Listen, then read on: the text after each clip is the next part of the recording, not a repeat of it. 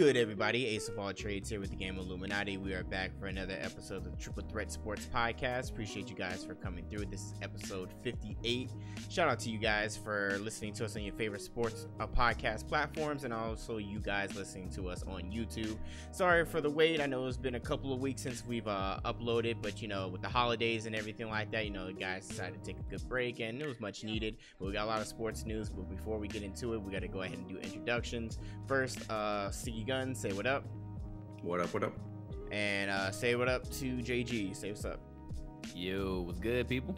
Bet. All right, we're just going to go ahead and start hitting the news straightforward. We're going to go ahead and start talking about the NBA, and we're going to go ahead and get it started. Like, the guys decided they wanted to talk about it, and this is the one topic I didn't want to talk about this time, but the Lakers.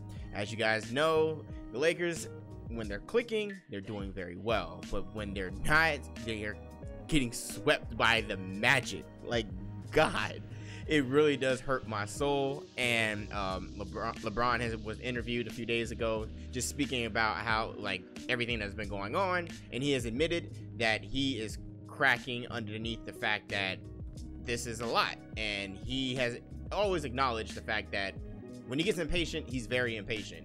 And the struggles that the Lakers are having right now is getting to him, and he's admitting that. JG, I'll start with you first. What are your thoughts? I think that this is all a testament to being on the West.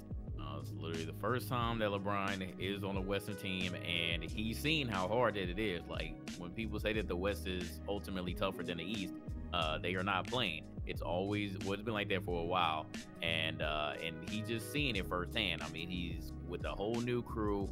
I mean, you got some veterans, obviously, that they try to put around you, but at the end of the day, you're around a bunch of young kids. And while I think that the talent on this team is better than what you have on Cleveland right now, I mean, it's still like kind of the same situation. You just have like worse shooting at the perimeter. Like, you're a fast break team, and you just don't have that presence at the 3-point line. And LeBron has, for more or less, always been used to that. So it's just a huge adjustment for him, and he's just not used to losing in this manner. And ultimately, I mean, you're the best player in the NBA right now, but you're also in a real big city now, and you're on the Lakers. So there's also a legacy that comes behind that, on top of you being the best player in the NBA. So I think that's just a lot, and I understand why he said that he almost cracked. But yeah, I mean, he just has to get used to it. He just has to go through the bumps. Like, I understand that generally whenever he gets on a new team, they always at least get to the playoffs, if not have a better record than they did before. But he just has to go through the struggles, because it's just not easy at all being on the West. So, I mean, obviously the Lakers fans are very excited to have him, but you just got to deal with losing to these teams that, you know, you all feel like you all shouldn't be losing to, and just try not to get embarrassed and see if you can salvage this season. I think that they're going to ultimately be above 500, but it's just a matter of, like, how good are the other teams on the West? Will you be able to make the playoffs? And if you do, are you going to get bounced out the first round or not? Right. If they even make the playoffs. Yeah. Right. Yeah. So you go ahead. What are your thoughts about this, fam? Look, I don't know why everybody's shocked about this. Everybody figured that this is going to be the year that LeBron's streak of the finals is going to be over. Everybody had, like, all the best projections for the Lakers at tops was going to be, 4 or 5. So, I mean, they're pretty much playing like what they should be playing, in my opinion. I don't think, the team is very young. I know there's LeBron, obviously the veteran, but everybody else that's, the main core is, young, aside from Rondo and McGee. But that's the reason why they brought these veterans in this young team, is to try to make LeBron transition easier for whenever they're ready, next year, next couple of years. Magic Johnson told me it was going to be like a 2-3, year plan before they're really competitive. Obviously, they were hoping Paul George was going to be there with them.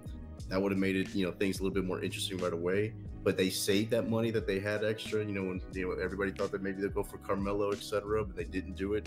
So this is all part of the plan. I think, LeBron's competitiveness is what makes it to where, it seems like he's, about to snap, etc. But I think he knows that this is what what to expect, and I think in LeBron's mind it's more like, let's just get to the playoffs and let me take over from there. And of course that's the hard part, especially in the West, because even whenever you have teams that shouldn't be there, like I didn't expect the Spurs to do anything after Kiwi left and all that, and now they're still hanging around. So it's just, I mean, like the whole West Conference, and a lot of people are saying, oh, the East is good again and all that stuff, but it's just, the West is just that good. Everybody just looks bad because it's that good. Right. No, I completely agree. I mean, the Lakers are playing how the Lakers are going to play. I mean, I think I definitely do understand where LeBron is coming from when he says that he's an impatient player. But you got to understand, like, you're very impatient, but you're coming to a team that's developing, that's still developing their young core. Like I said before, I kept continue to say that I truly believe that Kuzma, I believe that Ball, Hart, I feel like they're going to continue to move forward. And even Zubac too, like when they continue to grow with each other and everything like that. And Magic said this 2 to 3 year plan. This isn't for the first year. It's gonna be a bumpy road. I think he believed, and I think we all believe, not just as a Laker fan, but just in general, just the fact that the Lakers would have a better season, and a better record than what they have last year. And I believe they are on track of doing that. I mean, right now, when you look at it, right now, the Lakers stand right now in the Western Conference. They're 7 right now at 11-8. Yeah, we just suffered a loss in the Magic, and there's a lot of teams we shouldn't lose to, but we can't think about that right now. So you think about it from 1 to 15 right now, the Lakers are standing 11-8. They're not doing so bad right now. They have an above a 500 record right now. The top team right now is still the Warriors at 14-7. Then you have the Clippers, Nuggets, Grizzlies, Trailblazers, Thunder, then the Lakers themselves. And then at the bottom of that, then you have the Timberwolves, Jazz, and the Suns. And the Suns are really the only team that's just doing downright terrible at 4-15. But every other team from 1 to 11 is above 500 right now. So the West is going to be very competitive. I mean, when it comes to it, at the end of the day, I mean, it's a very competitive conference, and we're going to have to continue to wait to see where the Lakers will stand within later in the season. So, like I said, we will see. Also wanted to mention that LeBron had his second homecoming, and it was a close one. It really was. Like, we almost lost to Cavaliers, who is currently 4-14 right now. So when the Lakers are on and when they're clicking, they're doing well.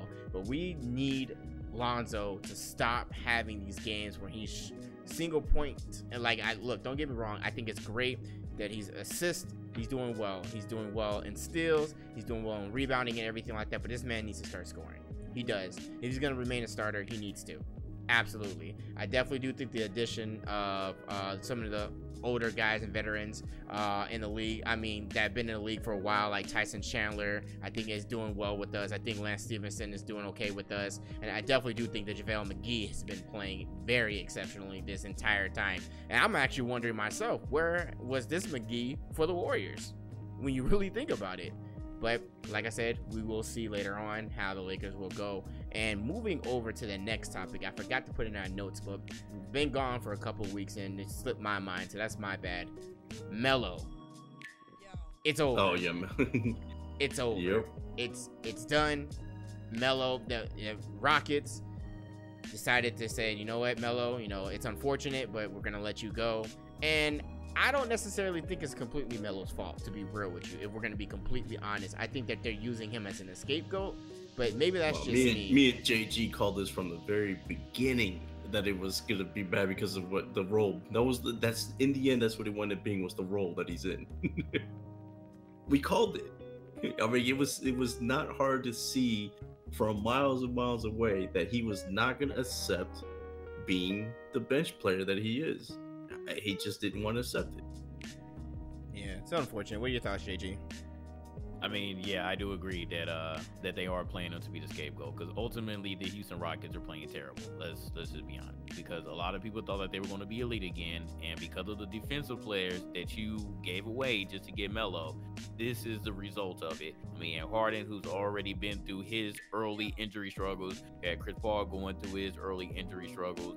Carmelo played okay when Harden was out, but literally you don't have those defensive players. And I think that now they are seeing how important that those players really were in Ariza and Baba Mute. And I just felt like, again, pretty much any team that Melo gets on, it doesn't work. Like, you have to have a team where he's the focal point. Otherwise, like, nothing's going to happen. You're not going to have any chemistry. And even if you do put him on a team that he is the focal point, who's to say that you're going to win? I just think that Melo ultimately is toxic to any team that he's on. And it just hurts to say, because we know what Melo can do. We've seen it throughout the years. We've seen him be, the scoring champion, but he just has not won any actual championships because of it. And I mean, which you're ultimately seeing that it just may be his fault. But I think in this particular case, it's not his fault. The Houston Rockets are just bad. And well, the truth is in regards to his play style about the focal point, he just can't compete with today's NBA, the speed and stuff like that. It's just Right. he's one dimensional. Yeah. He's not willing to adapt, because like pretty much every team is just a run fast offense, and he just slows everything down. And he slows everything down as soon as he gets the ball. So like I say, he just can't adapt. So just everything is going to look bad with him in any offense on your team. So, but again, I just think that in this particular case, I just think that they wanted to make him scapegoat because they're losing. So they're like, oh, well, we brought you on our team and we're doing worse than before. So Melo, I don't think this is going to work out. You got to go. Well, and that's that. Going back to the Lakers and the standings and stuff like that. You said they were 7th. Everybody's like right there. I mean, the that's Lakers the thing. are They're 7th. close. That's the West. If they lose one more, if they lose one game, they could go slip all the way down to 12. That's just how everybody is right now. That's how the Grizzlies went from 1st to 5th in a couple days. Yep, exactly. So I mean, everybody is right there with each other. Like the Utah Jazz are one ahead of the Phoenix Suns for the worst record, right? And yet that's that's only 2 games behind the Lakers. So it's really that close. So yeah, the West is competitive, man. That's just how it is. It's always been. I don't understand why they panicked so early. I think that they could have given him at least until the next year to do this, but again, I don't know. It might have been something else internal. Melo, I think it's background. I think it's background stuff. Yeah, when we don't see it. I think he complained. I think he complained about his minutes and stuff like Probably, that. Yeah. But like you said, we called that. We can't see him in that role. And I mean, you gave away all those players. I mean, Ryan Anderson isn't playing either, so I feel like you could have easily inserted him into the lineup. But again, it's due to what you were saying, Siggy. He can't adapt to the offense, and he slows everything down. And plus, I just think that he doesn't get along with D'Antoni. Because, I mean, he's on the team with him again. I don't think that D'Antoni necessarily like that. D'Antoni has never been that type of coach. D'Antoni runs, and you can see that clearly with this new reformed Houston offense. So it wasn't going to work. It was already toxic from the beginning. He should have stayed with the Atlanta Hawks, man. But, again, he wanted to try to get on the team that won. But the team that you feel you were going to win with did not want to play you and how you wanted to play. So it is what it is, but I don't know, man. I really don't know, because now the rumors are coming back up that he's going to go to the Heat. And one of my homies, he's a diehard Heat fan, and I see it's a trend now. It's really a trend with Melo. Pretty much now he wants to go to teams. Now he's chasing friends. Yeah, he wants to go with his friends now, and when he gets on the team with his friends, he's going to ruin it. So now he wants to go play with Wade, apparently, and Wade is also a bench player, by the way. So, but Wade accepts his role. That's the thing. Yeah, Wade fully accepts it. That's the difference. So you're really not gonna have both of them coming off the bench like that. How is that? I mean, you would think that, like, on paper, that shit would be awesome. Both of them coming off the bench, but it's not going to work. It's not going to work if he goes there either. He's going to ruin that team even worse than what they are. The second unit, he's going to slow it down to a crawl. Right. He's going to make Wade look super fast. Wade's going to be like, damn, I need to be a starter now. Get me out of here. Yeah, Melo just maybe need to take a break and focus on getting Lala back before. Speaking of giving up on a player, what about the Sixers, Markelle Fultz? Bruh, can we? Oh my. Yeah, that's another thing we called. We called this a while ago. Flock, I remember talking about this. I remember talking, and y'all was talking about, and Siggy and JG and everybody called it like, Markelle Fultz, and not from injury, just becoming, he's gonna end up looking like a bust. And now they're not moving forward with him. They said Fultz is no longer in the Sixers' long-term plans, and this is from multiple sources, and they're considering trading him.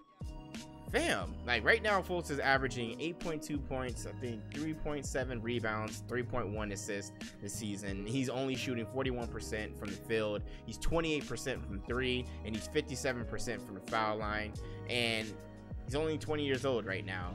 And it's wow. Number it's like one pick. I mean, I know that a lot of them round pick, bro. First round pick. First round number one draft pick, bro.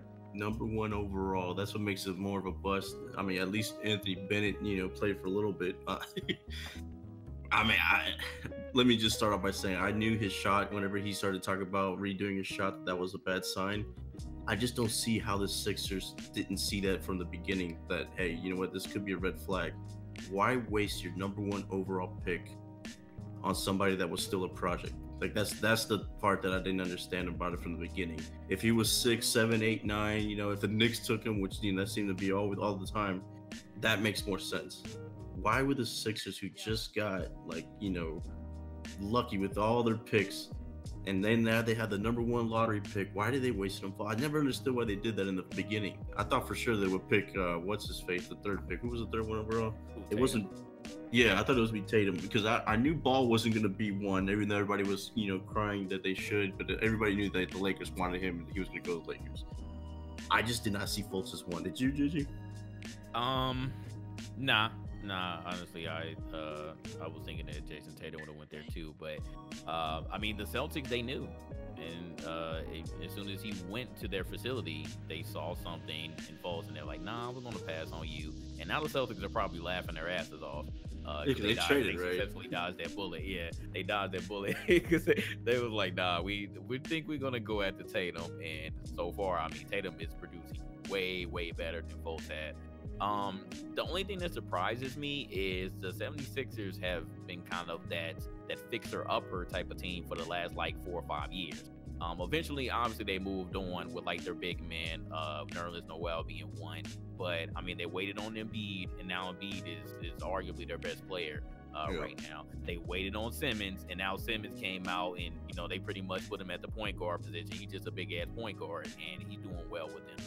And then they ultimately decided, since the Fultz thing wasn't working, inserting him in certain starting lineup with Simmons and Embiid, that they're going to go out and get Jimmy Butler. And now they see Jimmy Butler can just flat out score, which everybody knew he's going to do. As long as he's motivated, he's going to produce. Nobody said that Jimmy Butler was a bad person overall.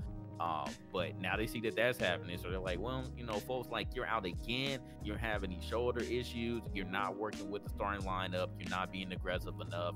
Your shot is still terrible. You're getting memed now. You're getting made fun of because of your free throw shooting. And now they just decided, all right, man, you're having shoulder issues again. So we're just going to move on. That's the only thing that I find surprising is they're not taking a longer time to work on him because, again, for the last 3 or 4 years, y'all been dealing with these first round picks that have been getting hurt either in the preseason or at the beginning of the season, and you waited on them for a year. You did this for Fultz when he got hurt, and then the preseason he actually looked okay. And then you decided, okay, we're going to experiment with him, and we're going to put him in the starting lineup instead of JJ Redick. And now you're saying that it's still not working. I don't like that part, but I think that Fultz ultimately just lost his confidence. I think that's what it all boils down to. He got hurt. You think he could be salvaged? You think any team should take a chance? I mean, obviously he's still super young. He's still, he still has a lot of ceiling. You would think, I imagine, especially if he could at least even Lonzo Ball, looks like his shot is a little bit more.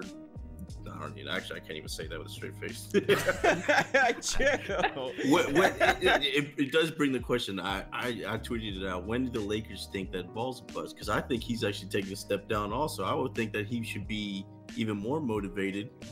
And yet, it seems like it seems like Ball is taking a step back. Even it's just scoring.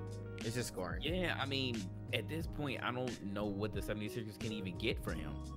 Especially at this point, he's a broken player now. When I think legitimately broken. What I think that they should do is, I mean, the G League is there for a reason. You should put him on the 87ers and let him play and see if he can ultimately get his confidence and his shot back. I don't think that you should necessarily give up on him because, I mean, I still like Fultz as a player. I still have a little bit of confidence in him. He just needs to find the confidence in himself, and he needs to get his shoulder 100% that there are absolutely no issues. Because if that's still a problem, then you need to actually, try to work on it. So if that's legitimately a problem, work on that.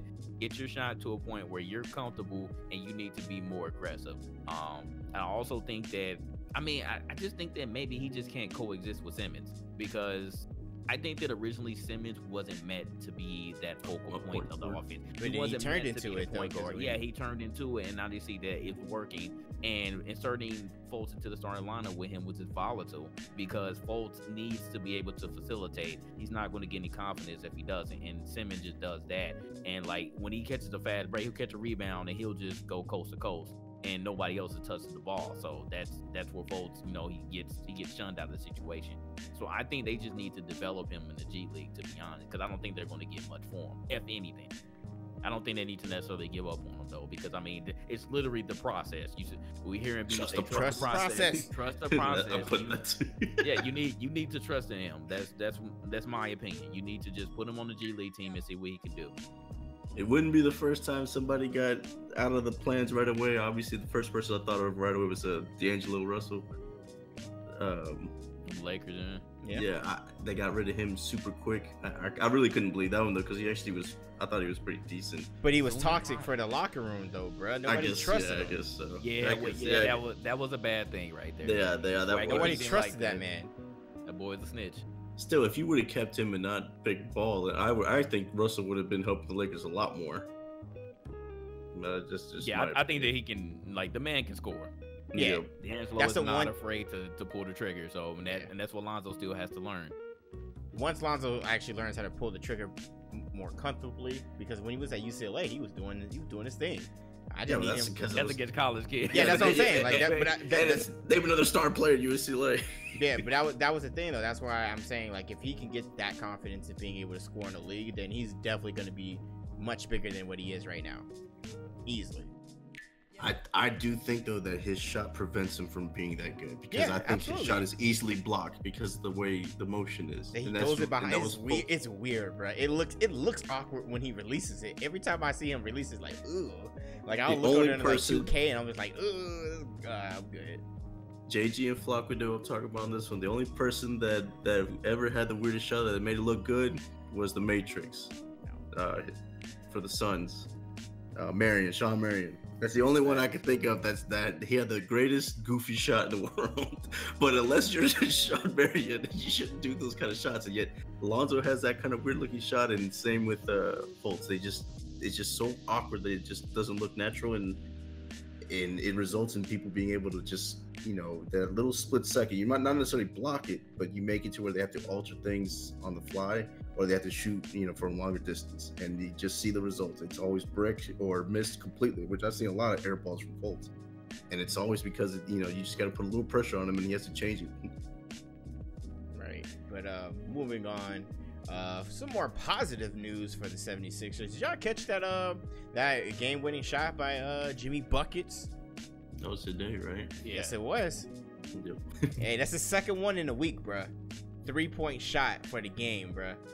Yeah, I caught the first one. Then I saw a dude reenact it on NBA 2K. Did the side by side. I was like, okay, that boy shady. I don't know if you saw him on Twitter. Yeah, he ought to be doing this stuff in mod and NBA 2K. So it was nice though. I'm sure that they're loving that right there, especially compared to Fultz. All I'm saying is, man, it was a good trade for them. The addition to Jimmy Butler right now for the 76ers has put the 76ers in third place right now, bro. They're doing well with him. I think we all thought that they were going to be in the top 3 in the East, after LeBron left. So they were the up-and-coming team. Boston, it took a lot to beat them. And everybody figured it would be, Boston, Toronto, Philadelphia, fighting for the top spot. And that's pretty much what it's killing it.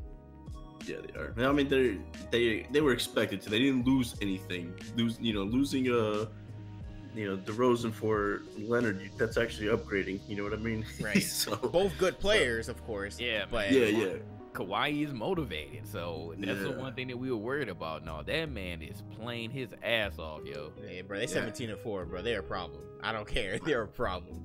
I think that probably what happened was everybody was wondering, and then he probably looked at the bigger picture, like, you know what? I'm the main man of the East now. So I guess you could say the same thing for Giannis is still one of the main men in the East, though. But he could legit take it though in the East and go all the way. He could be what LeBron was, for so long in the East. And I think if the Raptors go all the way to the finals, I think a lot of people that thought he might go to the Lakers or the Clippers and stuff like that, I would not be shocked if he says, you know what, I think I like it here. I wouldn't be shocked by that at all. Gotcha. Or maybe think about staying in the East. Maybe not necessarily with Toronto, but just staying in the East, period. I guess so. But hey, shout out to Jimmy Buckets, doing well, happy and everything like that. And shout out to Kawhi Leonard, clearly enjoying himself in Toronto. And moving forward to another NBA team, we're going to talk about the Warriors. And before we talk about the issue with Draymond and KD, Steph Curry was involved in an accident a few days ago, but he was not hurt. No one in that 3-car accident actually had any injuries, which is good. Apparently, he was driving around in his black Porsche. Must be nice. And then I guess the driver of a Lexus lost control, struck his car. He stayed there and made sure that he waited till the officers arrived. Apparently, everybody was okay. And then afterwards, took a photo with the police and everything like that. And so hey, yeah, got any comments about that? I laughed because whenever they said he walked away uninjured, right away all the people were like, "Oh, if he's uninjured, how come he's not playing?" Yeah. People are idiots, bro. I swear.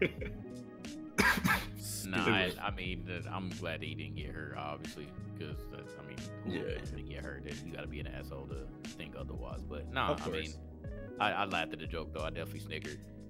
Oh yeah. So let's just go ahead and talk about it. Draymond and Kevin Durant, man. Yo, JG, what's good? Do you think that the altercation between them, what was said, is KD really gone? What's going on? What do you think?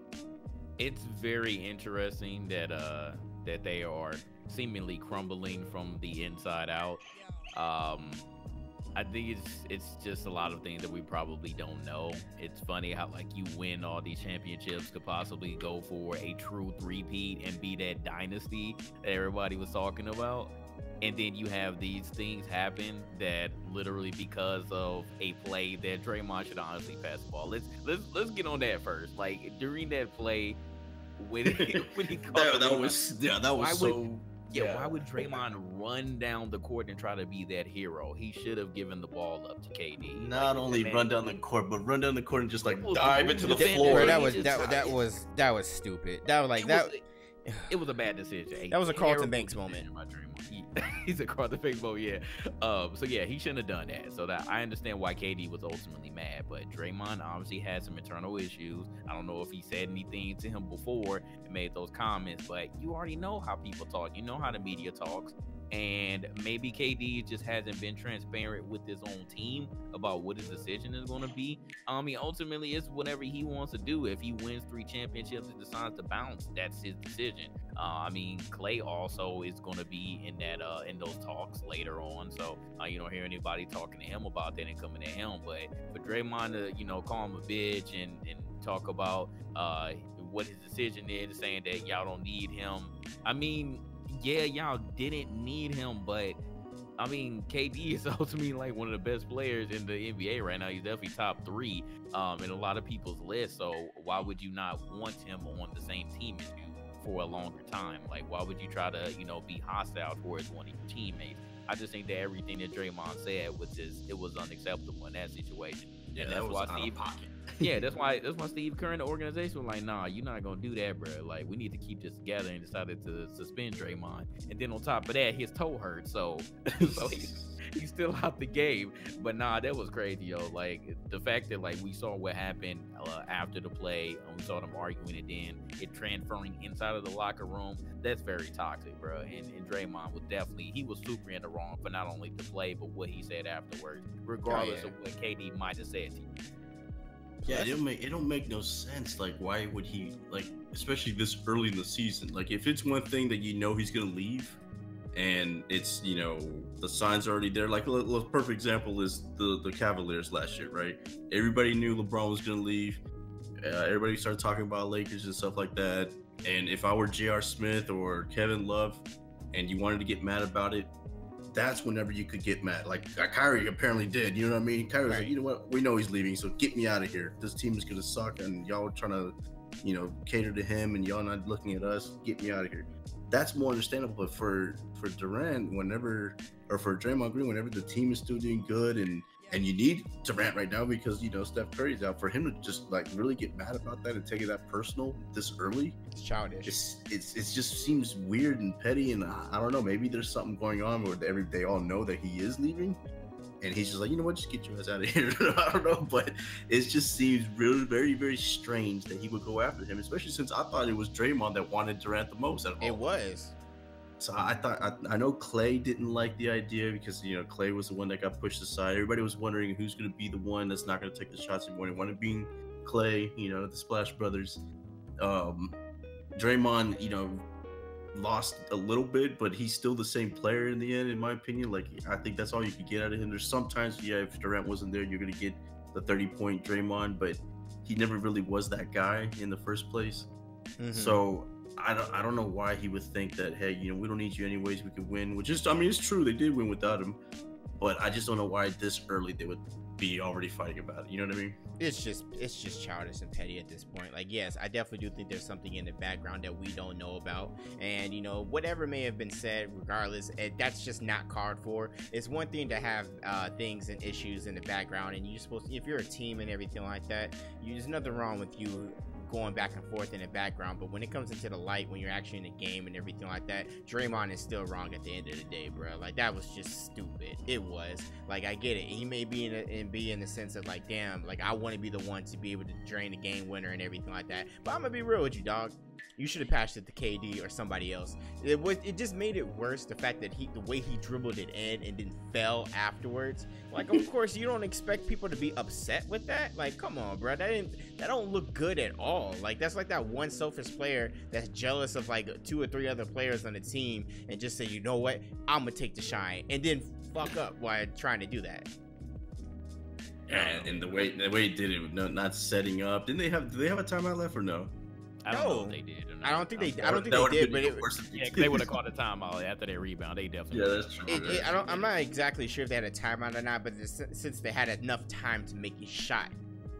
They definitely had enough. Yeah, they had enough time to make a shot. They had enough time to set up. Yeah, KD was still there with him on the other side of the court, and he was like clapping, like, "Come on, give me the ball." And Draymond was like, "Nope," he just ran out of the court. He was wild for that.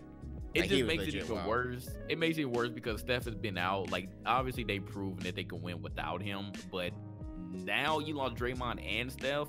And I keep saying, I know that Steph is obviously very, very important to the team, but I feel like Draymond is still like the nucleus of the team. Oh yeah, absolutely. Like, without Draymond, you're not going to get that aggressive play. You're not going to get those rebounds. You're not going to get those assists. Like, you don't need Draymond to score, but Draymond definitely is a huge source of rebounds and assists. And without him, you're seeing that. I mean, the Warriors are human right now. Like, they still don't have Boogie yet, so you don't know how he's going to end up with that offense. But yo, like, they're actually human. They lost like 4 or 5 of those games during that time span. Now, obviously, they're back on track now. But KD has to, like, he obviously has to hold the load right now. Like, that man has to get double doubles and damn near triple doubles some nights in order for them to win. And like, those games are close too. So like, you're seeing the breakdown without those 2 people, Steph and Draymond. So y'all don't need to be fighting, man, because it's gonna make things so much worse. So and hopefully they can get it together. I've heard KD say, don't ask me about that shit no more. And I don't know how Draymond feels at this point. Yeah, like, that's why I'm out. So I'm out of here. So I don't know how Draymond feels about the situation, but obviously KD is tired of it, and we'll see how it goes the rest of the season. We'll see when Steph comes back. Apparently he's getting ready apparently to come back, so we'll see how that ends up. But we shouldn't do it this early, but where do you think he would go if he is out? KD? Yeah. Ooh, bro, that's hard, bro. That's really hard at this point right now. It's early as shit to say that. I mean, he's already expressed that he doesn't want to go back home, so he doesn't want to go to DC and be with the Wizards. He ain't coming to the Lakers, so hell no. We can't. No, he's definitely not going to the Lakers anyways, because I don't think him and LeBron would be a good pair. Yeah. I really don't know. It's really strange, right? You know what I think? Come back and he'll go back there. There you go. Bow. There you go. I think he'll go to the East, and I think that it depends on where Kawhi goes. I think that's the combo that happened. Oh, man. We'll see. It's too early to say that. Let's AD move and on. Kawhi, yeah. All right, so let's go ahead. We're gonna move it over to the NFL. We witnessed one of the best Monday Night Football games of all time, and it happened to involve, the Los Angeles Rams. So, JG, I will let you speak about this firstly. What were your thoughts about that game and the shootout? Because that's literally what it was, a shootout. What were your thoughts? Yeah, I have a lot to say about this game. I will say, first of all, I think that both teams got exposed. We all knew that this was going to be a shootout, but I think both teams definitely got exposed for our weaknesses. And for both teams, our weaknesses are definitely the secondary. Secondary on both sides were terrible. I would say more for us, but we just endured a little bit more than they did. Obviously, we both had our injuries. Like, we didn't have to leave, and they didn't have Eric Berry, but they got Justin Houston back. And they did get walking back for one play, and then he went out. That was weird. I didn't understand that. He shouldn't have played in the first place, but obviously it was a revenge game. It was a huge game. And even before that, the whole controversy with Mexico City and the stadium not having good field conditions. But I don't know if y'all noticed, but the field conditions in LA in the Coliseum were also really bad. Oh, they tore that field up, bruh. I don't know what happened. I don't know if they didn't have time to really maintain the field because of the wildfires going on. Because I know a lot of people lost their homes, including a lot of players, or at least had to watch themselves on the LA Rams team. And I know that they had to evacuate their training facility for a little bit because of the wildfires. It was just a lot going on during that situation, but the fields were bad. But going back to the secondary, nobody could handle Tyreek Hill. I don't think anybody on any team could really contain Tyreek Hill for long, but Sam Shields definitely was not it. That man got burnt on multiple occasions. Tyreek got loose, and this man just flat out fell on one play, and Tyreek was like so open, it was ridiculous. I was like, oh my God, how did Tyreek get so open? Then I saw the replay, and I was like, this motherfucker, Sam Shields failed. It was frustrating, but I will say that both teams, they kept to their game plan. Now Gurley, in this situation, I was wondering why we didn't use him as much. Apparently he said that his ankle was hurting, so I don't know how true that was. Could have fooled me. But the Chiefs stacked the box. They stacked the box on almost every single play. I don't know if y'all noticed that. They were just trying to prevent Gurley as much as they can and make Goff throw the ball. And Goff did throw the ball a lot. 413 yards, bro. And it worked. It worked, like, because again, the secondary could not handle Cooks. Robert Woods was actually pretty quiet, but Josh Reynolds came through, and Reynolds was really good. Yeah. Everett. Since we don't have, since we don't have Cooper Kupp, Gerald Everett ended up catching two of them things. So I was like, yo, like, this is really good, but just the defense on both sides were absent. I wish that we would have implemented more screen plays, because I seen what happened when we did throw Gurley on some screens, and I seen what happened when the Chiefs threw Hunt on some screens. It actually worked better in the favor, but Hunt didn't really do much on the ground on regular running plays, and Gurley didn't do much on the ground on regular running plays, because again, the Chiefs were stacking the box, and we knew what Hunt was going to do. So we prevented that, but we just could not do anything with the secondary. I found this game even more strange because we missed an extra point, and the Chiefs missed an extra point. We got a sack recovery, and they got a sack fumble recovery. It was weird as hell. We were literally going back and forth. It was like a mirror of each other, and we just kept running the score up. And McVay, I remember, like, in the fourth quarter, when it was like 2 minutes left, we decided to be like extra aggressive for no reason when we could have just ran the ball with Gurley. I'm like, what is really going on here? Are you just trying to make sure that you want to embarrass them, or is this like something in your weird mind? I think he knew that they or something, man. I think he knew that they could catch up at any moment. I mean, which is true. It definitely was true, but I didn't like that second to last drive by us. I really didn't. But I mean, it ended up working out because we ended up getting not one but two crucial interceptions by Mahomes. And again, Mahomes isn't prone to throwing a lot of those, but we ended up getting two out of him because he just chucked the ball up at that point. Yeah, we ended up getting three ultimately, but those last two were the ones. And we got two. We got one fumble recovery, which was scoop and score, and then we got another another fumble, and both of those were caused by Donald. So that was like really the only defense besides, again, those last 2 drives when we got those 2 interceptions as well. But man, the pick six was very important. That pretty much just to piggyback on some of it, when you talked, pretty much you broke it down perfectly. The one thing I did notice though is that the Rams had just enough defense to win the game, and I do think that on the Chiefs side, their defense played a little. Both defenses were bad in this game. Obviously, the score would indicate that it was the highest scoring football game in a long time in the Super Bowl. Yeah, the highest scoring Monday night game. Yeah, in the Super Bowl era.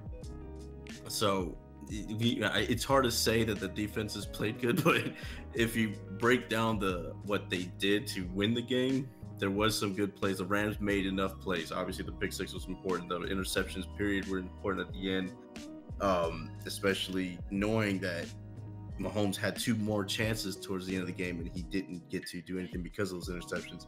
That was huge. What's his face was sacking and strip fumbling like every play, it seemed. What's his name again? Aaron Donald. There you go. Yeah.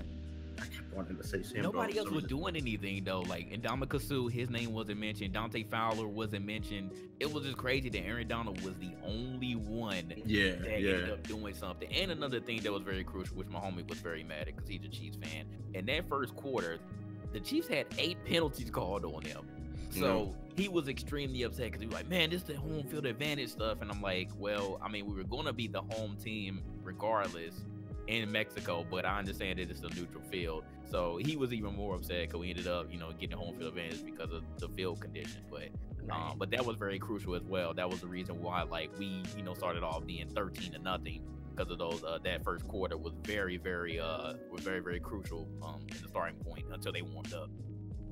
So we saw the teams that beat each other. We saw what happened. We saw the Saints beat the Rams. Rams beat Chiefs. Chiefs lose to the Patriots. Who do you think has the best team right now then? The Saints? Do you think their defense all of a sudden is improved? So it looks like the Saints defense is going to carry them on that side. But do you think the Rams? I see the thing about this game. I think it actually forced them to be like, hey, you know what? This is what we really have without Gurley doing anything. Is we really can score at will. Why don't we open up the playbook more now? I think this is exactly what the Rams needed to open up their playbook. Because we already know that they can run down everybody's throat with Gurley and stuff like that. But then whenever it came to, oh my God, they're actually stopping us. Out of all teams, the Chiefs are stopping the run. What's going on? They actually showed that, hey, wait, we could actually keep up with the Chiefs. They're on their offense by throwing. I mean, like you said, 400-something yards and 5 touchdowns for Goff. Like, if that would have been, like, let's say Breeze, which I know Breeze has offense and stuff like that, but if they were down, 50-something, whatever, I don't know if he can even do that. And Goff did. So I think the Rams, they learned a lot about themselves offensively, more so than the Chiefs. I think the Chiefs knew, hey, we could compete with anybody offensively. It's just the defense in the end. So they don't have to worry about that. On the Saints side, I think it's more like we can score on you. We're the Saints, but we just got to hope that you're not outscoring us. And on that day against the Rams, that's exactly what happened. So I think the Rams could have won that game. But, as far as those two teams go, I don't know Saints, Rams. I still think home field is going to determine that one. And then on the other side, I do think the Chiefs, even though they have no defense, I think they'll outgun everybody to win the West. I mean, to win the AFC. Yeah, I still, even though it hurts me to say this, I still would probably give the edge to the Saints, just because I think that, again, their defense has stepped up in a major way toward the second half of the season. But the only thing that, again, I would have to put as a knock on them now, even though it's still really not a knock, because obviously we've seen with the Falcons game that injuries aren't an issue, but they have literally nobody in their receiving core that they had at the beginning of the season. Traquan is gone for a little bit. I don't know if he's going to come back. Meredith is on IR. Again, didn't even get to play. He's been on IR since the preseason. And they have all these no-name people now. I mean, Dez only, got on the field for an hour in pre-warm-ups, and then he's done. You have Brandon Marshall now, who you were basically forced to sign, and you still didn't play him. I thought he was actually going to play in the Falcons game, and he didn't. You had all these no-name people playing. So I don't know, man, but somehow Brees still made it work, and I'm Drew like, Brees, yo, bro. Must be a testament on how good Drew Brees is. That man did not even have to use Michael Thomas during that game. He barely had to use Kamara in that game. But I think that like if they can somehow endure that, then they'll still be the best team in my opinion. But again, that home field advantage is going to be a bitch, because if we have to see them again, they're going to get home field advantage because they beat us, and I'm going to be pissed. So I hope to God that I don't see them. Bro, they gonna take it. They gonna pick so many holes in y'all secondary, bro. Yeah, we got to play in the dome again. Man, we got to play in the dome again. It's gonna be a wrap. Even though that game was close, I'm not gonna say that it wasn't. We didn't get whooped, but it was still ended up bad because once again we couldn't stop Kamara. Like no matter what, we seen what he could do last year, and we still didn't have a game plan for him. Yeah, he still ran through us. And then Michael Thomas just beat up on Marcus Peters the whole time and made Marcus Peters upset. Yeah. Cause now he want to come after Sean Payton. So, but no, I still think the Saints are the best team right now. I can't say anybody else, but I think that we are a very close second. We just got to work on that secondary. Aqib Talib should be coming back next week, but we'll see, because we got to work on Marcus Peters. He can't go one-on-one with anybody, especially with the other team's number one, because we saw Michael Thomas cook that man for the whole game, and it was just sad to see. So I don't know, but nah, I think Saints got it. Hey man, we're gonna see. We are going to see. But you gotta remember though, the Saints beat the Rams at their place, in New Orleans. Yeah, and we beat them last year at home. Breeze outside is a completely different breeze. I'll tell you that right now. So I still got to put faith in Breeze, bro. I still think so, bro. I can't say that. I can't say that. Now after seeing these teams, the Chiefs and the Rams offense, I think that Breeze needs his home field. I think he needs his dome. Whether it's his dome or an Atlanta dome, he needs a dome. He needs to be like next week when they play the Cowboys. I think he's going to be Breeze. When Breeze is outside, that's when I don't trust him. I don't trust the Saints offense outside. And I think that's going to be the difference. Look, all I'm gonna say is this team is 9-1. They're 9-1 right now. They're 10-1 right now, and the only team they lost to was the Bucks, surprisingly. So I'm not. I think you're absolutely right when it comes to Drew Brees, and when it comes to him being in his home field advantage, he just plays differently. Like he's a different beast, but it's still Drew Brees at the end of the day, and this man is still killing it right now. Like look at the last few games right now that they've had. Like this. The way they've been scoring is ridiculous, fam. Like it is. But that's because their defense showed up. When the defense shows up, you see that he doesn't have to do much. And he really, he got 4 touchdowns. We had 150 yards only, or 170. He really didn't do anything in the game.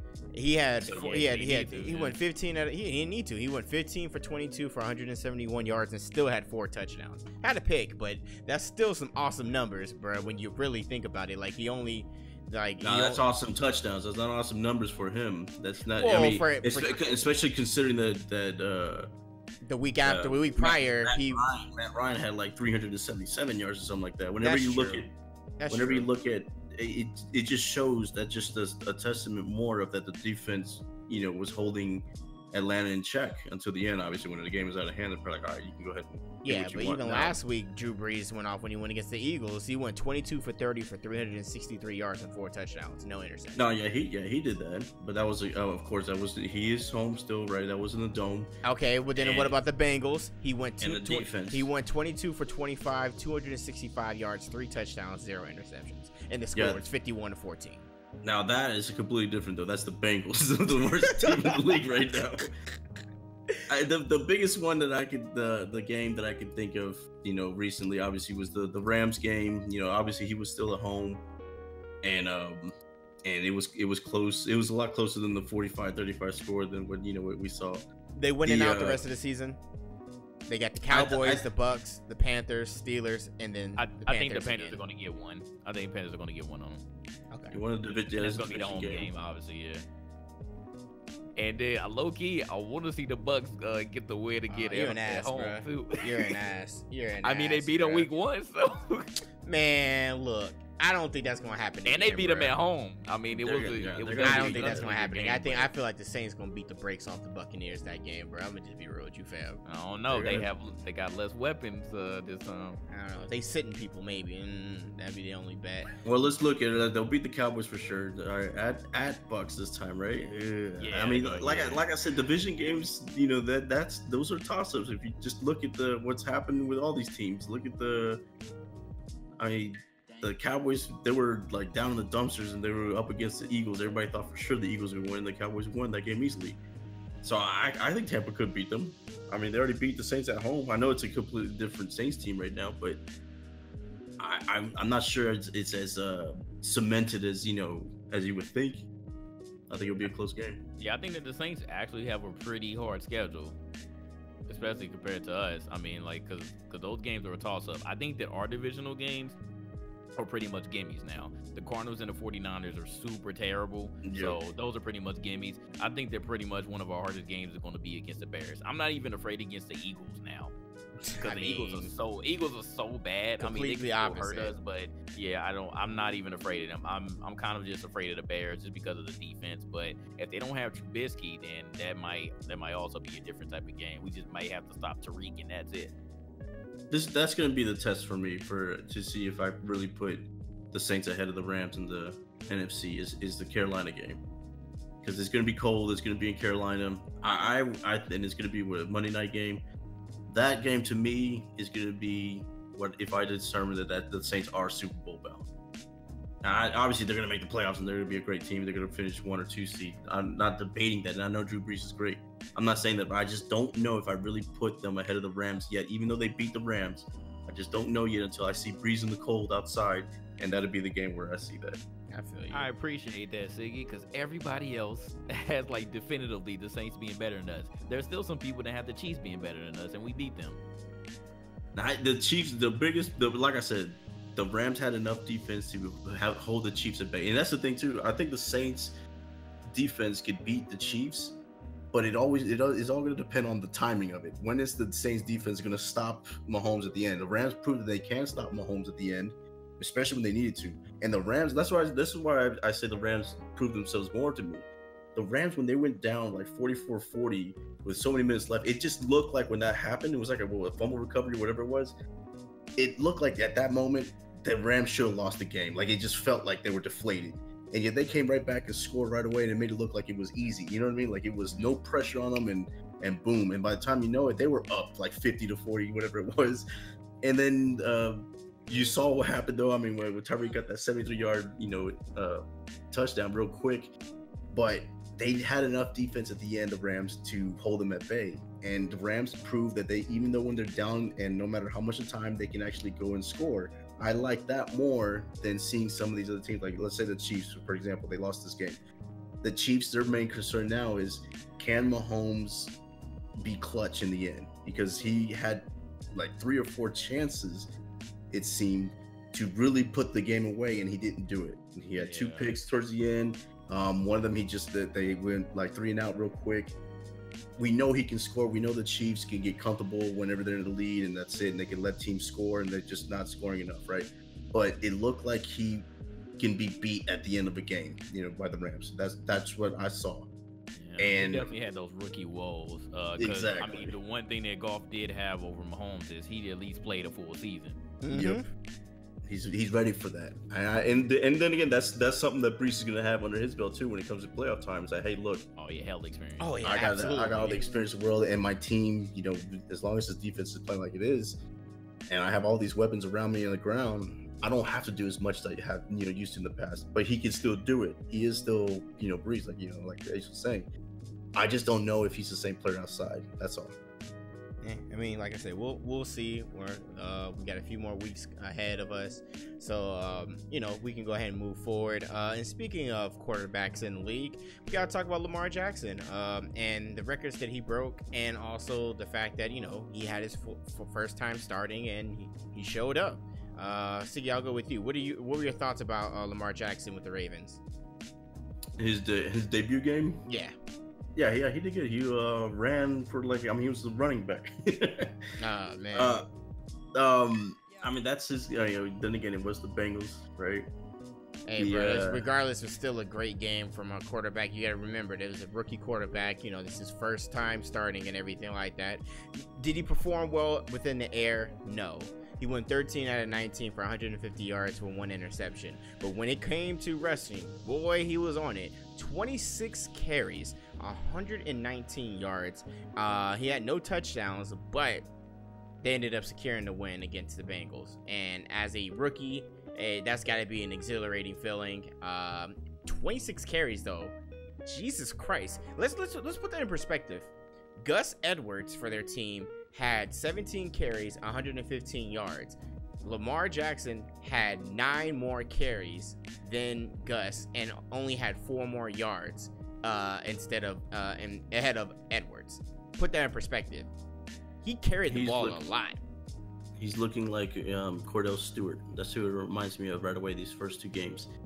Granted, they were the Bengals and they were the Raiders, so I can't really say, did he show me that he's legit yet? You know, like Deshaun Watson, you know, whenever he was blowing up right away off the gate.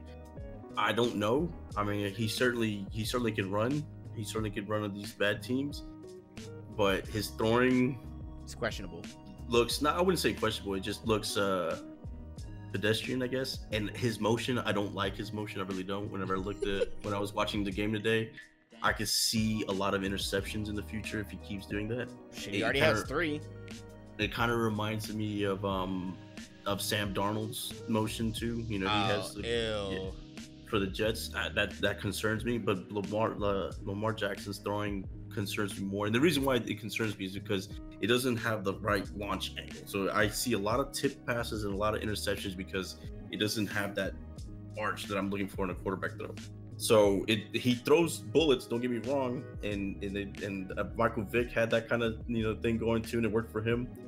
And obviously he had the legs also, but I just don't know until he plays like a really good team and I see, like, let's say the Steelers, if I see a lot out of him, even if they lose the game, if I see that he could run for 50, 60 yards and throw 250 and it look good and 3 touchdowns, whatever, then I'll see. But if it's one of these 170, 200 yards, 3 interception games, I mean, you could get that out of Flacco if you wanted to, you know what I mean? So without the running, I don't know.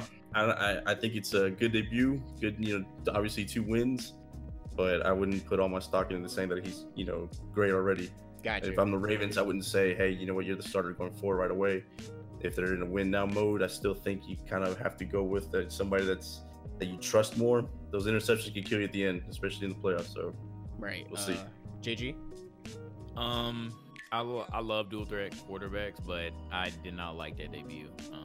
I don't like any type of offense where the quarterback has more rushing attempts than the actual running backs.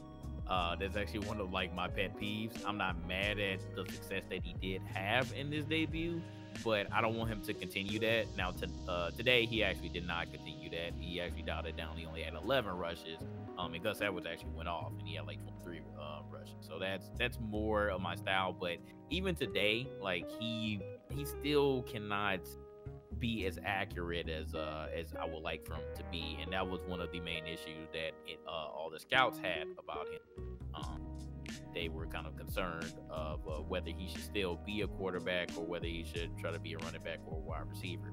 I still think that he can be better as a quarterback, but he needs to work on his accuracy. He needs to work on actually getting more people involved. Because one of the people, Willie Snead, he actually got him involved during the debut, but today he didn't target him at all. So I was like, yeah, that's strange. And these wide receivers only getting 2 or 3 receptions, and that's not going to fly. It's not going to win you all the games, especially once these teams realize what your actual game plan is.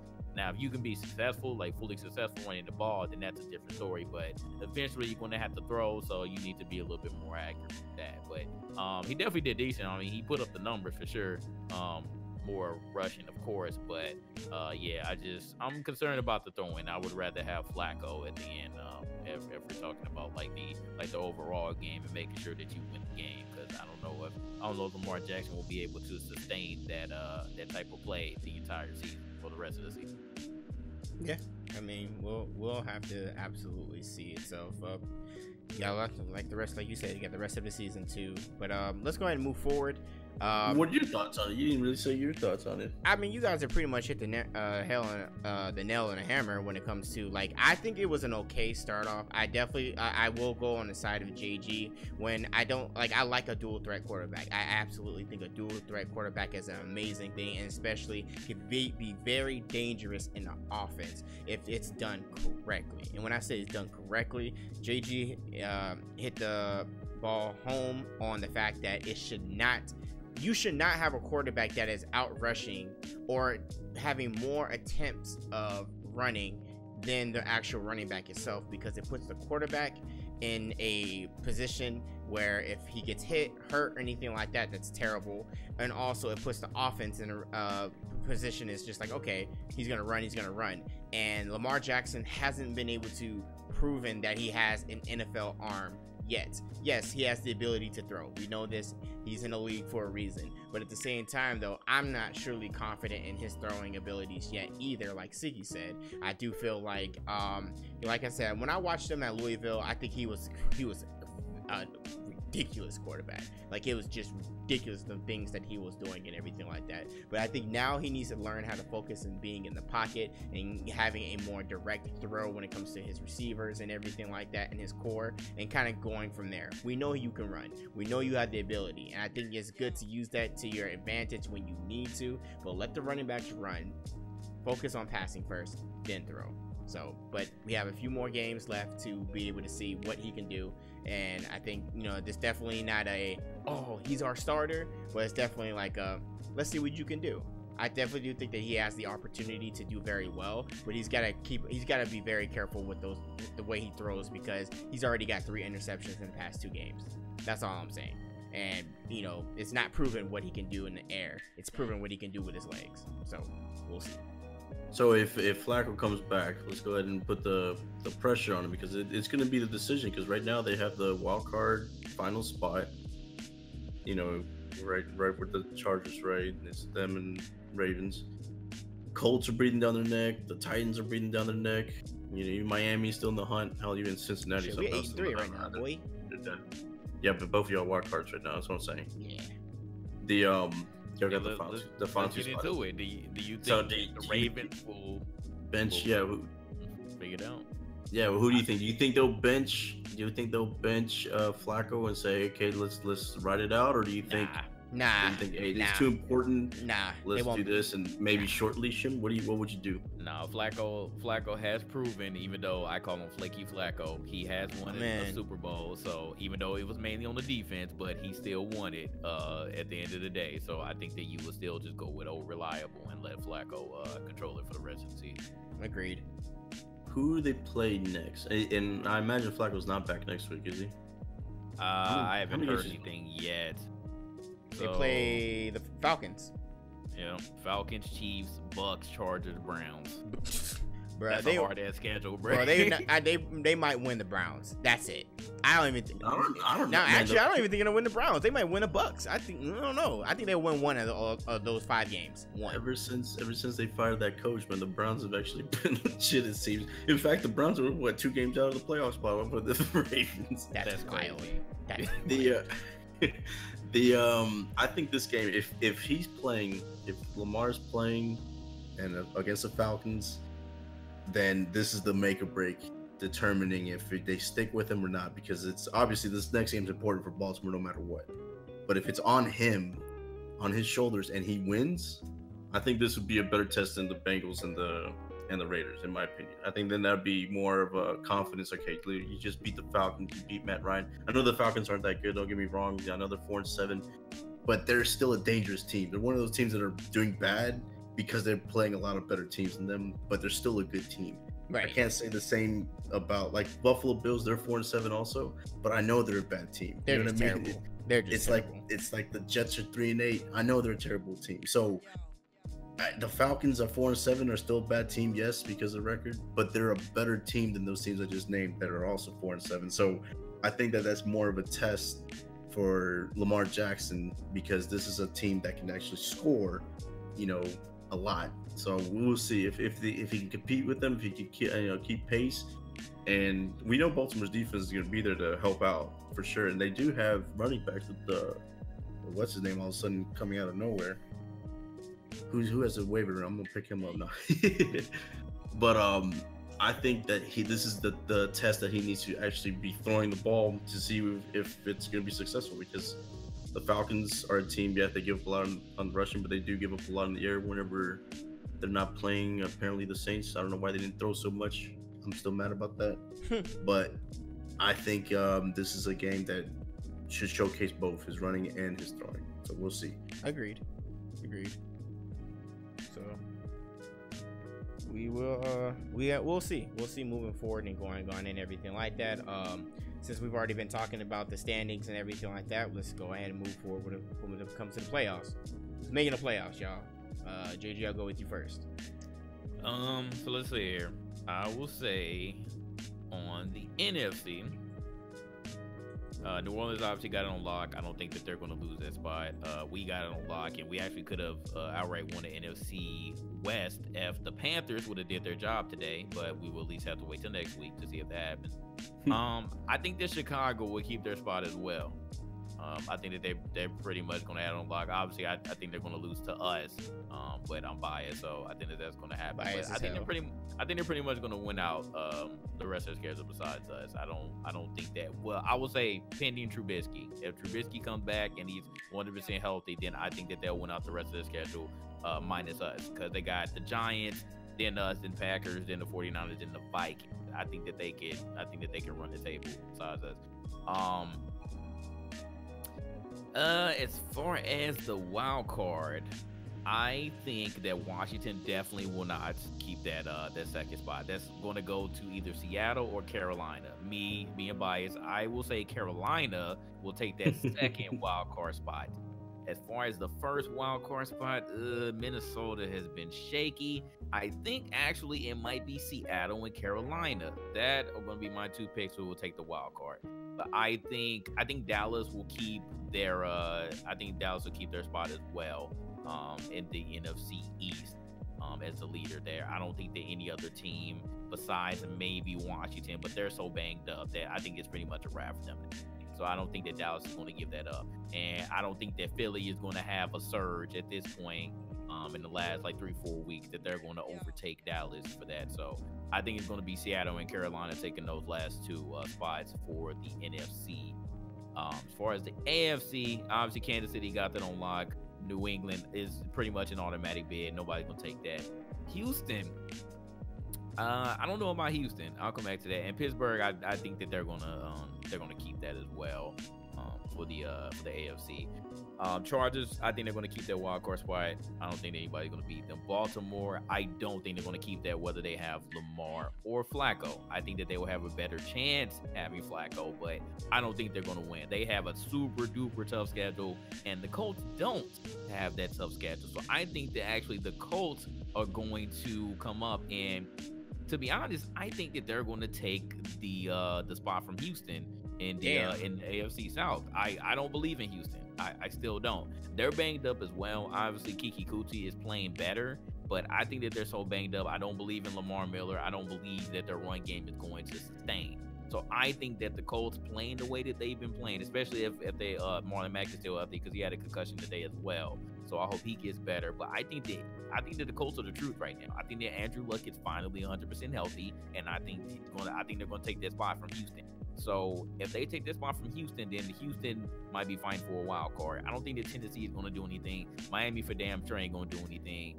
Cincinnati has a slight chance. I believe in them a little bit more than Tennessee. They lost Dalton, right? Yeah, but they did lose Dalton, and Green's already gone. Yeah, they lost Dalton. Then never mind. Yeah, that's a done deal. Denver might actually make a little run.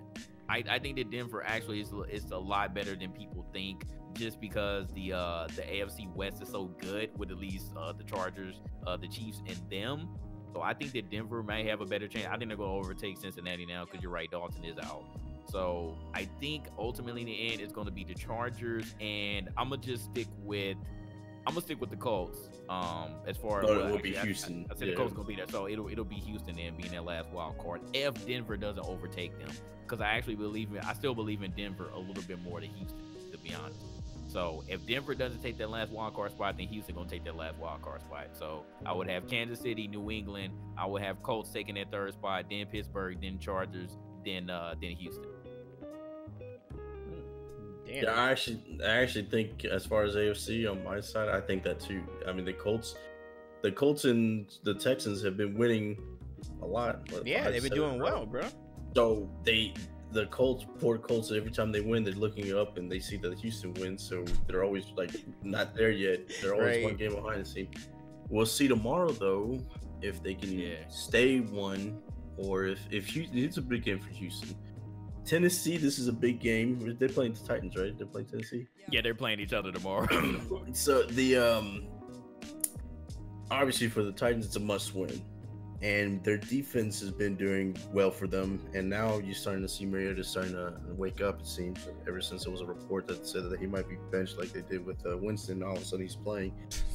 If Tennessee wins this game, then yes, I agree right away. Colts are taking over, and Houston will be in trouble because then all of a sudden Tennessee will be one behind them with the win, and it just makes everything bunched up. Denver, if they win out, then I think they'll beat the Bengals next week, and that's who they play, and it'll make things a lot interesting. But if the Texans do win convincingly tomorrow, then I still think the Colts are probably going to be in a wild card position. Right, and they do play each other at the end, don't they? Yes, I believe so. Yeah, it's going to be close, but I do agree that Houston and Colts. They face Houston face the Jags next, but they face the Colts in 2 more weeks. Houston does. All right, that's gonna be very important. They closed it out with Jacksonville. Yeah, they play the Jets. Tough. They play easy game with the Jets. Eagles. They got the Eagles, yeah. And let's go to the NFC side because that is a tough one for me. I do think that the Eagles can still turn around. Nah, bruh. Okay. You a believer? Yes, I do think that. There's just. It's hard to just count the Eagles out because they still have all the talent around them. They just haven't been able to put it together this year for some reason. And we know that team is talented. They won it all out all last year, and they didn't. Yeah, they lost what's his face Ajayi, but I like Adams a lot, like a lot. And Wentz, he's just not the same as he was last year, but I'm not necessarily sure that it's because of him or if it's the play calling or what. But if they just get it together, they can easily. Let's just put it this way: if they win next week, 31-17, I wouldn't be surprised because it's the Eagles. So I can't count on it because I still think that they have that. It's almost like the Falcons. Every time I look at them, it's like, wow, they lost like that, really? And then the next week they can win 43 to something. Like, okay, that's more what I expect from them. And I put the same thing on them with the Eagles. So Cowboys, while they're winning and they beating teams, a little more convincingly now ever since they got Amari Cooper, I just don't know if I trust them still. Like the Cowboys, especially living over here, they already celebrating like they won everything. But watch, the Saints can bring them right back down to earth next week, and then you see them lose 3 or 4 in a row, and then all of a sudden, Washington and the Eagles will still be right there. So I think it's going to be one of those 8-8 divisions for somebody to win, and I can't count out the Eagles. The Redskins, though, I think they're more in trouble. If they need to rely on AP to get 150 yards to win, then that's a lot. And then obviously lost Smith. The way we didn't talk about that. That team is extremely banged up, man. Like it's not even funny at this point. The way they lost Smith was messed up, man. I was ooh. Did you see that injury? He's done. He might even. They were saying that might be career ending. Yeah, that was crazy. So no, the Colt McCoy isn't going to lead them anywhere. Nah, yeah, I doubt that. So as far as that goes, the Cowboys, Eagles, I can't really call it yet. I know that right now the Cowboys have a pretty good, hold on things, especially since they have the win advantages right now, the head-to-head battles. So you want to say the Eagles might win the division at the end? Yeah, I don't think they'll. As far as the wild card goes, that one is tough too because I can't count on Seattle, I can't count on Carolina. The Eagles are right there with them, right? Even though they've been losing. Yeah. It's all pretty bunched up. Now, Falcons, I think I can go ahead and eliminate. Tampa, I can eliminate. Green Bay, I can't because of that tie. That might play a factor in the wild card. So it's a lot of bunch of teams. I think I can knock Washington all the way out. Yeah, Dallas and Eagles are probably going to be battling for the division, and one of them might be out. All right, so I can't count out, Seattle, Carolina, Minnesota. They're also the one with the tie, and that's the reason why they're ahead of a lot of teams. That's going to help them. Green Bay has that kind of advantage too if they win out. So the NFC to me is a lot tougher, but it's going to clear up obviously a little bit more. We'll see what happens. If the Eagles continue to just play this bad and they lose next week, then yeah, I can go ahead and count them out. But the way it's bunched up right now, I really can't tell who wins the division. Now, obviously, we know New Orleans is going to win theirs, Rams are going to win theirs. I do think the Bears are going to win theirs because that's a pretty significant lead with so many games left. And considering that the teams that they're up against, Minnesota, Green Bay, they're just not there with the Bears, in my opinion. Even with Chase Daniel as a quarterback, their defense is just head and shoulders above them all. Except Minnesota at home. Minnesota's defense at home is pretty damn good. But yeah, I can't really call the East. NFC East is like NFC in general is hard to call, bro. Besides, like, obviously the Saints and the Rams. Everything else is like everyone is so bunched up. Yeah, I mean the wild cards. Yeah, I mean you just still can't count out Green Bay. You can't count out Green Bay, even though they're 4-6 right now. They're still that tie. It's that tie. That tie is what makes it to where it's interesting. Yeah, like it's difficult. Like if we're gonna go from the AFC side, I definitely do think Kansas City, New England, obviously are going to be the top 2 seeds. They're obviously going to get that first round bye. Then we have the AFC wild card. I mean, it's hard for me to look. I love the Chargers, and I want the Chargers to do well and everything like that. And I definitely do think they'll keep that wild card spot. But if they keep playing the way they're playing now, then we actually got a serious problem that we have to deal with when it comes to AFC, because the Chargers are playing in a way they haven't played in a very long time, because the fact that right now they're 8-3. But let's see if they have that same energy 4 weeks after this, and if they're still with only 3 losses, then we really got to have a conversation. But Steelers, y'all did lose Melvin Gordon with the MCL. Now I don't know if he tore it, but bro, that's gonna hurt us. That's gonna hurt 1 to 3 weeks. Yeah, that's gonna hurt us. Why did y'all play him? Because they said he was hurt. I didn't think he was going to play. Game time decision and still ended up playing. I think that was on Melvin Gordon's end. I think he just really wanted to play, and now look at it. Yeah, it's ridiculous. I was stupid. He could have sat out. Honestly, that might hurt us. I'm not gonna lie. That might hurt us. We'll keep the wild card spot, but I definitely do think that's gonna hurt us in the long run, depending on how long he's out. And I think it was a dumb move on that point. But when it comes to the seeds, I definitely do think it's gonna 1 through 6 right now. I mean 1 through 3, because it's even with Houston, it's like Houston keeps winning, but it's hard because I think the Colts, Tennessee, are still in talks. I don't think I have faith in Denver like that, but with them being below Cincinnati and Cincinnati playing the way they have been, Denver might come up. But it's real tough. But if I go over to the NFC side, I'm gonna be real with y'all. Like I'm stuck. Besides the Saints and the Rams, I think Chicago. I think is gonna be low. Is gonna be on the quiet side. But I definitely do think they're gonna be good in their standing side. They're definitely making the playoffs. But then when it comes to Dallas, Minnesota, and Washington, and then even with Seattle and Carolina, I don't know, fam. And then you got the Eagles. If the Eagles keep playing this way, they out of here. Get them out of here. But then you can't count on Green Bay. And even though Green Bay is 4-6-1, this makes things so much different. I don't know, fam. I'm at a loss for the NFC side. I mean, we're gonna have Cowboys play the Eagles again in a couple of weeks, right after the Saints. That'd be a very important game. I know they'll still have the head-to-head at that point. No, actually, at that point, it'll go to division right after they're tied. Let's say the Eagles, Cowboys will go division record. And right now, Dallas they're 3-1, and Eagles are 2-1, so that'll be tied. Damn, they have to go to conference after that. Then 5-3, and it will be, if they lose, it'll be 5-4 against the Saints. Let's see if they win there. It'll be 4-5 and then 5-5. Wow, I mean, I guess it'll go to conference. I guess Dallas will still have the edge. That's wild. But that game is very important for the Eagles, obviously, because then it would be a lot better to be heading into, even though they won't control the dynasty, a tie means that there'll be no wiggle room for either team. One loss is going to be very important going forward. And Dallas's schedule, they have the Eagles, obviously Saints in that scenario, but they have the Colts, and we're talking about that they're pretty much in a win now mode because they're trying to catch the Texans.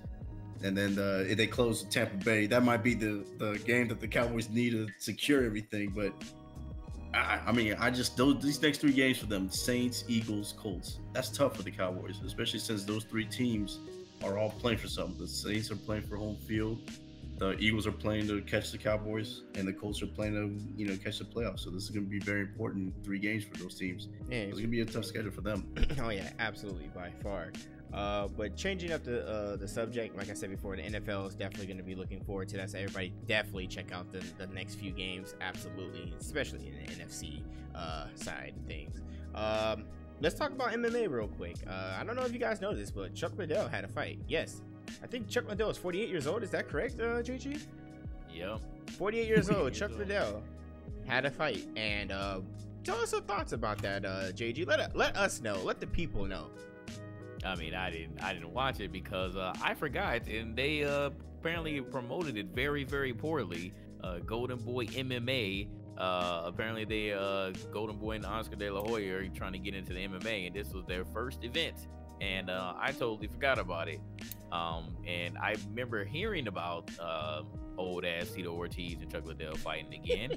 And I want to watch it just for the fuck of it, and I totally forgot. And I saw that Chuck Liddell got his old ass knocked out in the first round. So yeah, I mean that's pretty much it. But they need to definitely promote this a little bit better. And that they want some people to watch, even if it's like for the new fans, but it's mostly the nostalgic fans that probably ended up watching in the first place. But I'm not surprised at the outcome. I mean, they've been fighting since forever, and it's pretty much been the outcome. So I mean, they go back and forth, but I mean, that's all I gotta say. It's not really much to say about it other than a lot of people didn't even know that this happened. So I don't know if everybody else listening, if you even knew about it, I got a chance to watch, but I sure forgot. I watched and I felt so bad for Liddell because he's just so likable. Like I cheer for him, and I knew that he shouldn't be fighting, and I was like, oh great, this looks like it's gonna be bad already, and sure enough, it ended up badly. Tito, at least he's still been he's been retired, quote unquote, from UFC, but he's been still active. You know what I mean? He's been doing little things here and there, fighting. So he was definitely more in shape, and you can tell right away in the ring. Liddell looked like he just came off the couch, like he just decided one day, like, oh, you're gonna pay me to fight? Oh, okay, yeah, I'll do it, man. Oh, finally I get to fight again. And that's what he looked like out there. And he's always somebody that never really took it seriously in the first place. Even when he was good, he was more of just a puncher. I mean, he just went out there and just try to hit you the hardest and try to knock you out. He was never somebody technical. He was never somebody that you get to see doing any taking the ground or anything like that. He's just somebody that's going to go out there and wail on you and then use his force. And he doesn't have that no more.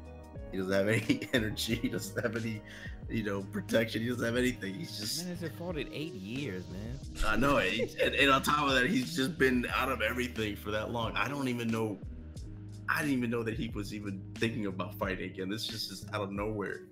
So it was just bad. It really was. I thought it was horrible. So if this is what Golden Sport MMA, if this is what Oscar De La Hoya wanted, I don't know why. I know the names sound good, but it's way past his prime. And this is the reason why I don't want to see a Mayweather versus Pacquiao 2 or anything like that in the future, because this is what it's turning into. You know what I mean? It's like, wow, are y'all really gonna fight this again? We already know what's gonna happen. It's just gonna look sloppy. And sure enough, we saw what happened in this MMA fight. It was sloppy. And this is why I don't like fights out of their prime. Hey, I ain't really have much to say. I didn't get the opportunity to watch it, so I guess we can just go ahead and move on. I mean, at least he got his revenge. I'll say that. Oh, 8 years later, bruh. Tito lost twice, and now he got an old ass washed up Chuck Liddell and knocked him out. So, bruh, first round knockout. Stop it. I don't care. Whatever, bruh. I wonder how much he got paid. I mean, in the end, I bet both of them are probably like, hey, at least we got money, but I guess we'll see. Anyways, moving on before we wrap it up. Phil Mickelson and Tiger Woods had the showdown in Las Vegas at Shadow Creek. It was for $9 million. It was actually a good thing for the both of them because it also shows that Tiger Woods is back and that he's actually been doing exceptionally well this season. You know, at the end, Phil Mickelson ended up still winning $9 million, and not just winning that, he won all the side bets as well too. So yeah, did you guys have an opportunity to check it out, Siggy? Yes, I did. What'd you think? It was pretty good. It really was. Did it live up to the hype? It definitely lived up to the hype. How many rounds did it go? 22? What was it? Yeah, it was. And Phil Mickelson already said that if he would have went one more, he don't think that he would have been able to beat Woods. He was glad to put it away at the end. Yeah, it was crazy. I mean, usually, I know that I've seen some before where they go in the dark whenever it was it always them two? Who was it before? Woods used to do this a lot, actually. I just don't remember who he was always playing. It's been a minute. But I remember the last time they did it, it was into the dark also. But that's a long match, bro. Yeah, he definitely is back. Too bad he lost though. And but you know, obviously Tiger Woods being back is gonna make everything, you know, golf wise real good, bring everything back into order. I'm glad that he just needs to win a Masters, or not a Masters, a championship again, because right now that quest has always been the one that's on pause. Everybody wants to know if he's ever going to win another major. And yeah, so we'll see if he really is back, because next would be Masters in March. Yep. So he just needs to get back winning majors. JG, your thoughts? I looked at the highlights, and I like things like this. Like, I'm not a huge golf fan, but I like that they ended up doing this and having it for a significant amount of money as well. And obviously, I'll be rooting for Tiger, but ended up losing, so it is what it is. But Phil Mickelson is definitely no slouch when it comes to the golf era. So I mean, it was cool though. It was cool. I saw the highlights. It was very interesting, and I mean, overall, they looked like they enjoyed themselves, and that's all that I cared about. As long as it was fun for them, then that's all that matters. Obviously, Tiger would have liked to get that money, but it is what it is. At that, but yeah, I do agree with Siggy. Tiger just needs to win another championship, and then I think people will just like forget about all the ones that he lost, regardless if it was just him legit losing or due to injury. So, but I mean, overall, Tiger will always go down a legend, but I think he does need to win another one for people to officially say that like he's back. But he hasn't had any problems, so that's good. There's all drama and everything like that when it comes to like the stuff with like his emotions and stuff with drugs and everything like that. It seems like he's doing very well, you know. So, you know, good job for Tiger, good job for Phil Mickelson winning. It was good for golf overall, and I think definitely lived up to the hype. And that's what's up. Like, I think that's really what's up, and that's dope. So, but yeah, we've been going for a while. Clearly, we had a lot to report. So much appreciated everybody for coming through as always. Thank you guys so much. If you guys like to continue to support the game Illuminaughty as a whole, be sure to check out our Patreon. That's patreon.com/GI updates. Have a whole bunch of awesome tiers. Shout out to you guys for listening to us on all your favorite podcast platforms, and shout out to you guys on YouTube watching us. Be sure to continue to comment below, everything like that. We appreciate it. Thank you guys so much. This has been Ace of All Trades, Sicky Guns, and UTXJG the Don with Game Illuminaughty, and we out. Peace.